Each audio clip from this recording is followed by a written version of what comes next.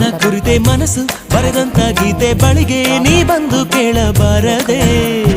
ಇನ್ನು ಎಂದು ನೇರಳ ಹಾಗೆ ನಾನು ಇವಳ ಜೊತೆಯಲ್ಲೇ ಇರಲ ಅನುಗಾಲ. ನಡೆ ನೋಡಿ ಸರಳ ಮೆಚ್ಚಿಕೊಂಡೆ ಬಹಳ, ನನಗೆ ಅಂತ ಹುಟ್ಟಿ ಬಂದ ತಾರೆ ಇವಳ. ಪ್ರೀತಿನ ಇದು ಪ್ರೀತಿನ ಇದು